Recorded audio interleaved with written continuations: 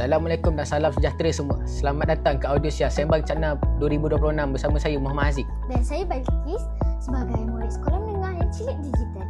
Hari ini kita nak borak santai tapi padat tentang satu isu yang hangat dibincangkan, iaitu kebergantungan generasi alfa terhadap teknologi digital serta impaknya kepada masa depan negara kita Malaysia. Betul tu Balkis. Kalau kita tengok adik-adik kita yang lahir bermula tahun 2010 iaitu Gen Alpha, penggunaan digital harian mereka memang luar biasa. Buka mata je, gadget di tangan. Mereka membesar dengan TikTok, Instagram, panggilan video, Zoom dan mainan video sebagai reti wajib.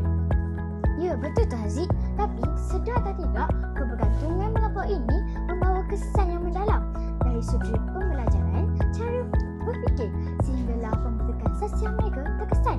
Ada kajian menunjukkan fokus mereka dalam kelas semakin pendek kerana terbiasa dengan rangsangan digital yang terlalu pantas.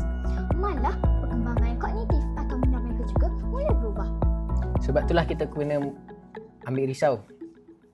Balkis, kebergantungan digital ini bukan satu isu individu kecil saja, tetapi memberi implikasi jangka panjang terhadap landscape sosioekonomi negara.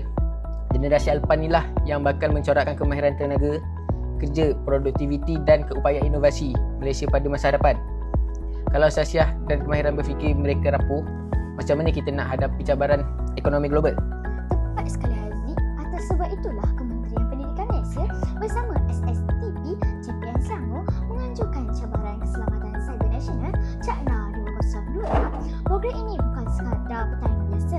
Ini adalah seruan untuk kita semua, terutamanya murid sekolah menengah, untuk bangkit menjadi hero cyber yang bukan sahaja cilik teknologi, malah tahu cara melindungi diri dan memimpin generasi muda di dunia cyber.